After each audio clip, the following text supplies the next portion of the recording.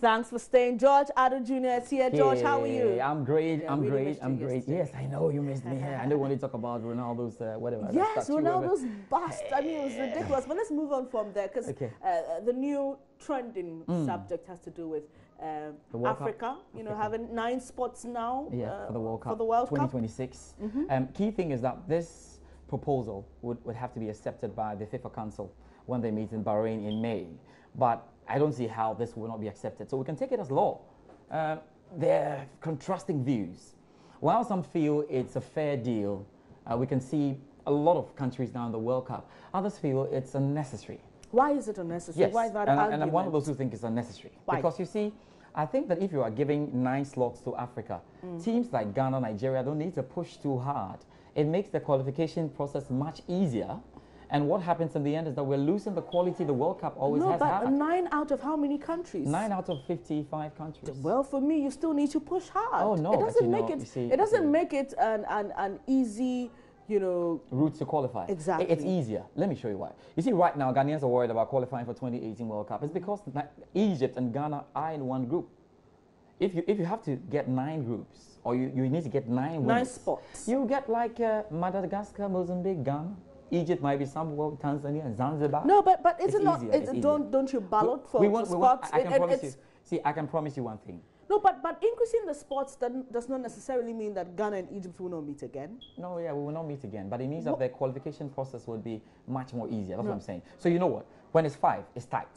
You meet big teams, you have to beat them to go. But you see, this is the point. Quality. When it's 9, it's still tight. I mean, considering the number of countries that are represented. Let me make a promise on the show that if we have a 9 slots from 2026 till the World Cup is brought back to 32, Ghana will qualify every World Cup.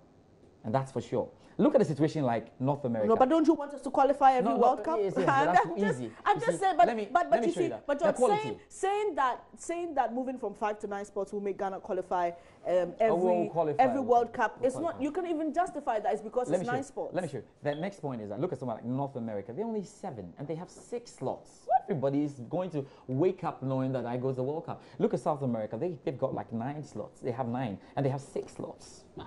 You understand what I'm talking about? So Europe have 16 slots. So you'll get some teams in the World Cup who really don't deserve to be there. That's the point. So the quality might be dropping. But you see, it's all a political game. Now, this is what Infantino wants to do. He promised he has to deliver.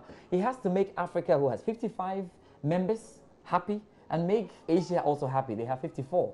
So that when it's time for voting, he will get his votes. But he's a man of his word. That's what I think he's trying to do. He promised and he just wants to deliver. 48. But George, you see, George, you see, I seem to disagree with you because you see, in terms of competition, yes, the more people there are, the more you have to fight to get to the top. Yes, I'm saying. Because you see, if you're just 4 people here fighting for a spot, it's easy. I beat you, I beat you, I beat you. But if I have to beat 15 other people to make it, then it's a proof of my worth. There's already an imbalance. You see, that's why we have heavyweights. So in Africa, we have heavyweights.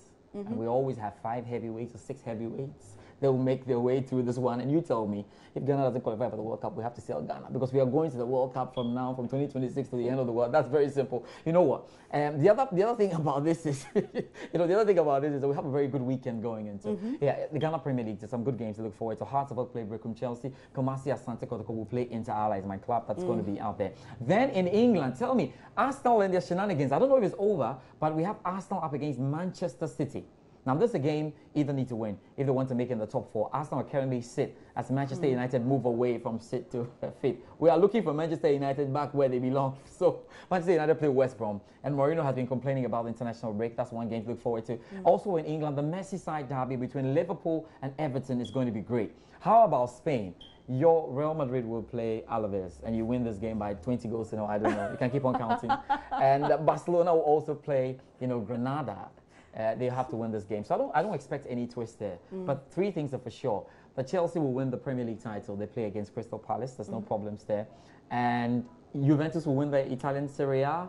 And Bayern Munich won the German Bundesliga. I don't know about Real Madrid. And Real Madrid will win Spanish I'm not sure La Liga. about that. And maybe just before, there's a slight situation there as well. You know, Daniel Amate, who plays for Leicester City, he's not getting the opportunity to play now for Leicester City. And it's because there is a Nigerian, Ndidi, who has come in when he came for the Africa Cup of Nations. Remember, Nigeria didn't play the Africa Cup of Nations. So Ndidi is such a great player, and he's slotting in very well in front of the defense. If Daniel Amate will get back into the starting lineup, maybe it has to be as a central defender, probably what we could look at. So interesting times. At least I gave you good news. You'll be qualifying for the World Cup, not 2018, but 2026 upwards.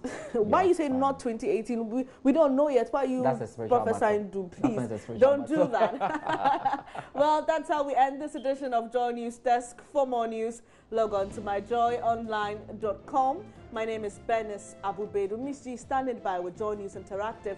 I'll be back at 12 with more news. See you later.